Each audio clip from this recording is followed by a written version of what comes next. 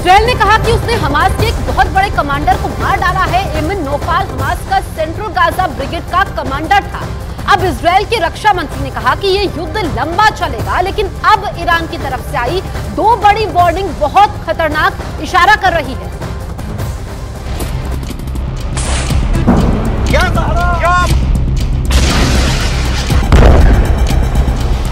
ये Lebanon Syria का border है और सामने इजराइल के टावर हैं।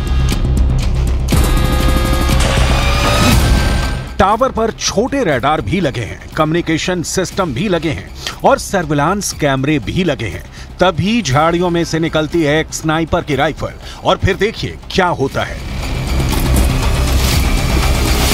पहले रडार पर गोली फायर होती है, फिर कम्युनिकेशन सिस्टम तोड़ा जाता है, फिर सर्विलांस कैमरे पर गोली पड़ती है। यह सब कुछ इजराइल लेबनान बॉर्डर पर हो रहा है। इजराइल डिफेंस का पूरा निगरानी स्ट्रक्चर हिजबुल्लाह ने उखाड़ना शुरू कर दिया है।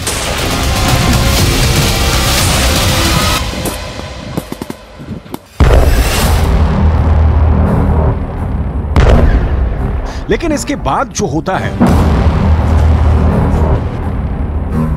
वो नेतन्याहू को डरा देगा। यह हनीता बॉर्डर पॉइंट है। यहां एक मिसाइल निकलती है और सीधे बॉर्डर पर खड़े इजराइल के मरकावा टैंक को फोड़ देती है। एक बार देखिए हमला कैसे होता है।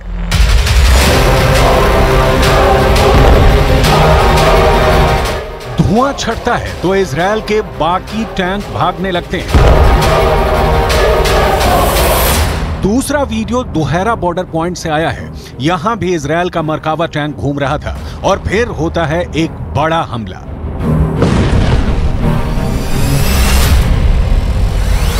Hezbollah anti tank missile fire करता है। मिसाइल टैंक की तरफ बहुत तेजी से बढ़ती है और इजराइल के मरकावा में बहुत बड़ा धमाका होता है।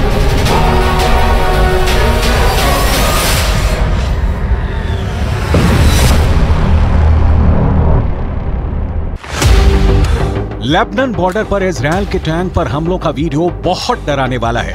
इजरायली टैंक के ऐसे तबाह होने की तस्वीरें जब ईरान पहुंची तो वहां के विदेश मंत्री ने बहुत खतरनाक बयान दे दिया। हुसैन आमिर अब्दुल्लाहियां ने कहा कि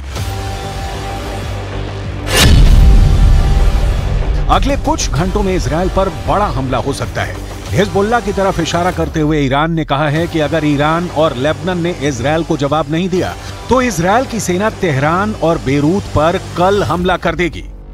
सूरत तदावुम जनायात जंगी रजीम कुश इसराइल علیه ساکنان غیر نظامی غزه هر احتمالی متصور هست.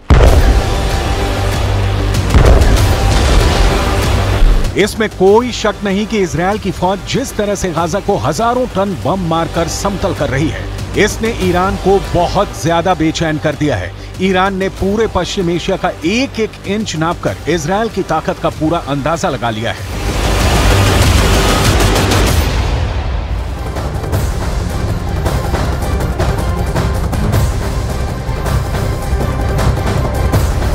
इजराइल लेबनान बॉर्डर पर बहुत कुछ ऐसा हो सकता है जो युद्ध को गाजा से निकालकर उत्तरी इजराइल की तरफ ले जाए।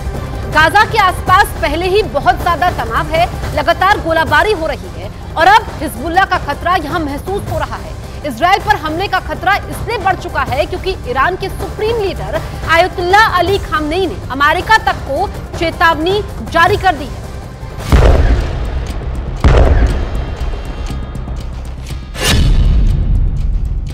अली खामनेई ने कहा है कि अगर गाजा में इजराइल के जुल्म खत्म नहीं हुए तो दुनिया की कोई ताकत मुसलमानों को रोक नहीं पाएगी। हमास के हमले के बाद ईरान ने इस वक्त अपने मिलिशिया गुटों और मित्र देशों को एक्टिव कर दिया है। सऊदी अरब, जॉर्डन और मिस्र से भी इजराइल को कड़वे शब्द ही मिले हैं। इस वक्त हिजबुल्लाह भी एक्टिव है, इस वक्त सीरिया भी एक्टिव है, इस वक्त इराक में ISIS का खात्मा करने वाली फोर्स हश्द अल शाबी भी तैयार है, इस वक्त यमन भी एक्टिव है।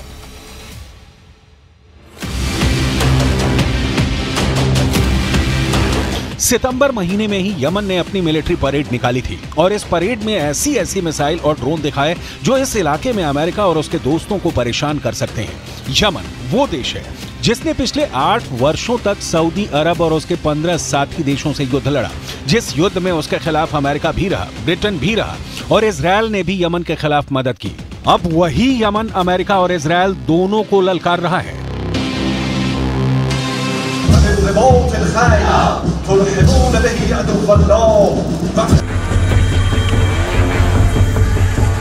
युद्ध की ऐसी ललकार, ऐसा गुस्सा, आप इस इलाके को पश्चिम एशिया कहकर बुलाइए, इसे खाड़ी कहिए या फिर मिडिल ईस्ट, नाम कितने भी हों, लेकिन इस वक्त यूक्रेन के बाद दुनिया का सबसे खतरनाक इलाका कोई है तो वो यही जमीन है।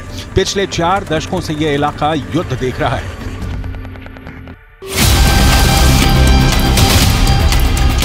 यमन के इस मिसाइल का नाम है तूफान, जो 1000 किलोमीटर की रेंज तक मार कर सकती है। इस मिसाइल से यमन ने सऊदी अरब को कई बार डराया है। इजरायल को भी लगता है कि यमन को ऐसे और हथियार मिल सकते हैं और फिर वो उसके लिए खतरा बन जाएंगे। ईरान भी यही डर फैलाना चाहता है। जाहिर है कि इजरायल के लिए ये एक नया फ्रंट साबित हो रहा है। अब गाजा के धमाकों ने हिजबुल्लाह के साथ ईरान को युद्ध में कूदने के लिए तैयार कर दिया है। इसलिए इजरायल और अमेरिका के खिलाफ उसका युद्ध किसी भी वक्त शुरू हो सकता है। آمریکایی‌ها همونطور که گفتم پیام‌هایی رو میدن، به ما هم پیام دادن. پیامشون به ایران شامل تأکید بر خویشتن‌داری و عدم گسترش جنگ بود. ما به آمریکایی‌ها پاسخ میدهیم که ما به دنبال گسترش جنگ نیستیم، اما خویشتن‌داری نمیتونه یک جانبه باشه. شما نمیتونید به حزب الله لبنان توصیه بکنید خویشتن‌داری بکنه، بعد به نتانیاهو بگویید دست شما رو باز میگذاریم، هر جنایتی رو میخوای علیه غیر نظامیان انجام بدهید. इजरायल का दावा है कि हिजबुल्लाह के पास करीब 1.5 लाख रॉकेट हैं, जिसके टारगेट पर इजरायल है। 1.5 लाख रॉकेट क्या कर सकते हैं, इसका अंदाजा इस बात से लगाइए। 7 अक्टूबर को हमास ने इजरायल पर एक साथ 5000 रॉकेट दागे, जिसकी वजह से इजरायल का आयरन डोम भी पूरी तरह से नाकाम हो गया। सवाल यह है कि अगर ईरान इजरायल पर हमला करता है तो फिर क्या होगा? ऐसे हालात में अमेरिका क्या करेगा, क्योंकि ईरान के आसपास अमेरिका के इतने मिलिट्री अड्डे हैं जहां से ईरान के खिलाफ हमले लॉन्च किए जा सकते हैं। इसलिए कोई शक नहीं कि गाजा में युद्ध के साथ साथ अब इजरायल से पहले उसने अमेरिका के फौजी अड्डों को अपने टारगेट पर ले लिया है। ईरान के आसपास अमेरिकी सेना के कई मिलिट्री बेस हैं और इनमें कुल 40,000 से ज्यादा अमेरिकी सैनिक तैनात हैं। इसमें कुवैत में 10 सैन्य अड्डे हैं और यहाँ अमेरिका के 13,000 से ज्यादा सैनिक हैं। बहरीन में अमेरिका ने 12 अड्डे बनाए हैं और यहाँ उसके 3,700 से ज्यादा फौजी तैनात हैं। सऊदी अरब में अमेरिका के 10 मिलिट्री बेस हैं, यहाँ 3,000 अमेरिकी सैनिक तैनात हैं। ओमान में अमेरिका के 6 अड्डे हैं, यहाँ उसके 600 सैनिक तैनात हैं। संयुक्त अरब अमीरात में अमेरिका के 3 अड्डे हैं और यहाँ उसके 5,000 सैनिक तैनात हैं। कतर में अमेरिका का सबसे बड़ा मिलिट्री बेस है और यहाँ 13,000 अमेरिकी सैनिक रखे गए हैं। ये वो देश हैं जहाँ से ईरान बहुत ज्यादा करीब है। लेकिन ये अड्डे भी ईरान की जद में हैं और इस वक्त इजरायल तक उसकी मिसाइलों की रेंज में आ चुका है। ईरान के ड्रोन की रेंज भी बढ़ती जा रही है। अब पश्चिम एशिया के वो इलाके भी उसकी पहुंच में हैं जहां अमेरिका के अड्डे हैं और इस वक्त नेतन्याहू और बाइडन दोनों ईरान की बढ़ती ड्रोन पावर को लेकर काफी बौखलाए हुए हैं। अगर इजरायल और लेबनान बॉर्डर पर युद्ध होता है और इसमें ईरान भी शामिल हो जाता है तो समझ लीजिए इन सभी अड्डों से ईरान पर हमले लॉन्च किए जाएंगे या फिर ईरान इनको अपने मिसाइल अटैक से मिट्टी में मिला देगा। ईरान पहले ही अमेरिका को अपने आसपास बर्दाश्त नहीं कर पा रहा और अब गाजा इजरायल के बीच युद्ध ने युद्ध का एक नया बहाना दे दिया है।